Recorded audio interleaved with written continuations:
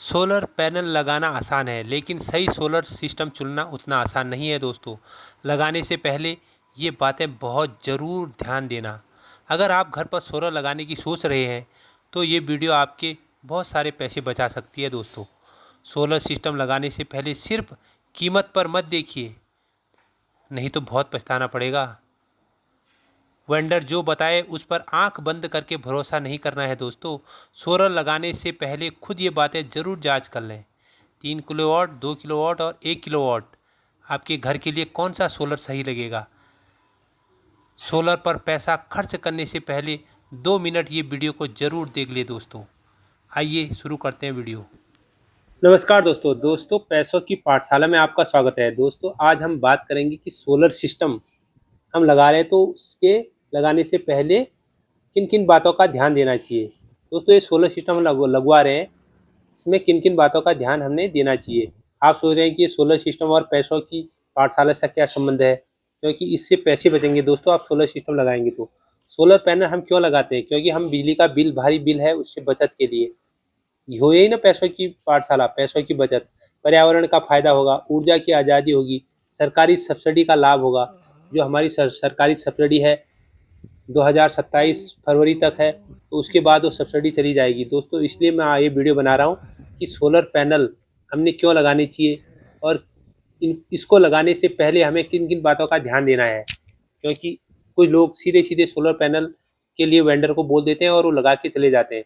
क्या प्रॉब्लम है, क्या दिक्कत है उसमें, उनको कोई पता नहीं है। तो हमने उनसे क्या पूछना चाहिए, वेंडरों से, तो किन बातों का हमने उसमें ध्यान देना चाहिए। तो ये वीडियो में हम संपूर्ण जानकारी देंगे। दोस्तों हम सोलर पैनल लगाने से किन किन विषयों में हमने बातचीत करनी चाहिए अपने वेंडर से। वेंडर मतलब जो हमारा सोलर सिस्टम हमारे घर पे लगवाएगा, उससे हमने कैसी बातचीत करनी चाहिए, ये हम इस वीडियो में ज़रूर बताएंगे दोस्तों। क्योंकि हमें जानकारी होती नहीं है सोलर पैनल लगाने की, और वो लगा के जाते हैं। तो किन किन बातों का ध्यान देना चाहिए। छत की दिशा और धूप, किस दिशा से हमें धूप आ रही है हमारी छत में। छत की मजबूती, हमारी छत मजबूत है या नहीं है, कितनी मजबूत छत है हमारी, ये चीज़ें ज़रूर ध्यान देना चाहिए। कहीं आप पैनल सोलर सिस्टम का स्ट्रक्चर लगाएं और आपकी छत टूट गई हो, और किस दिशा में हमारी छत में धूप आ रही है वो देखना है दोस्तों।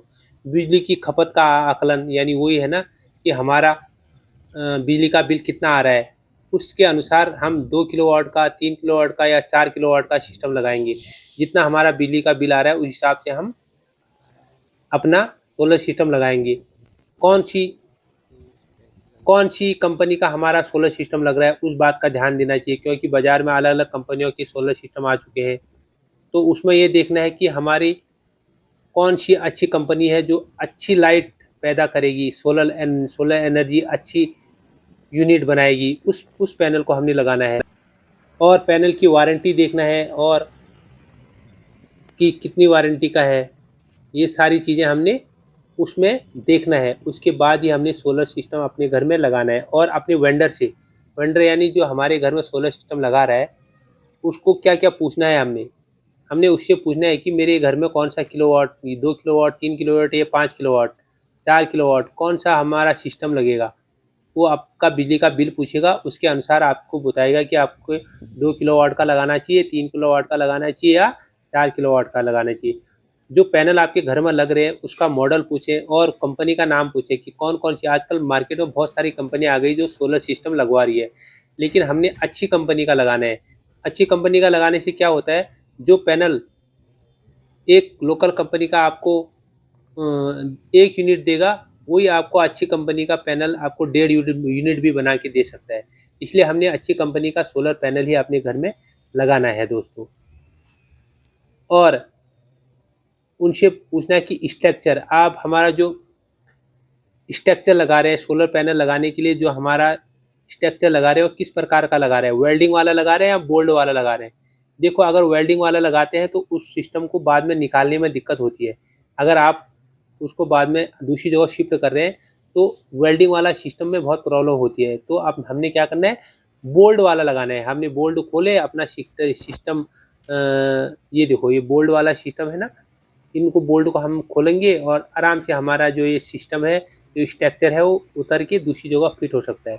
इसलिए ये ज़रूर पूछना चाहिए कि हम आप बोल्ट वाला लगाएंगे या वेल्डिंग वाला लगाएंगे? बोल्ट वाला सबसे बेस्ट रहता है दोस्तों।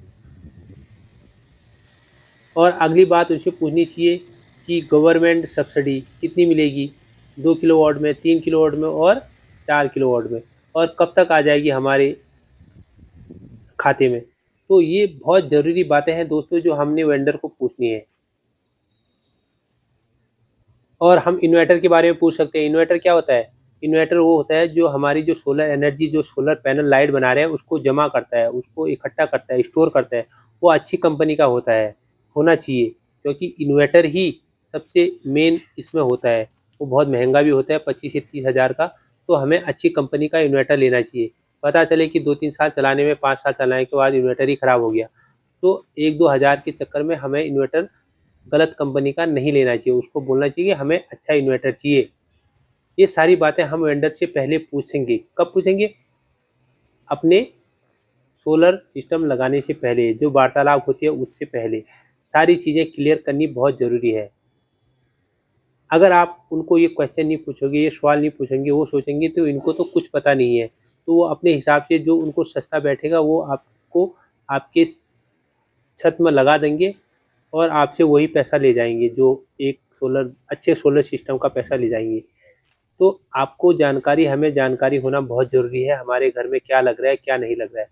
आप ये सारे क्वेश्चन, ये सवाल उनको पूछेंगे तो उनको पता चल जाएगा कि इनको इस बारे में नॉलेज है, और वो हमारे वहाँ पे अच्छा ही सिस्टम लगवाएंगे। दोस्तों हमने ये लगवाया है छत पे, हमने बहुत अच्छी जानकारी के साथ ही ये सोलर सिस्टम यहाँ पे फिट करवाया है।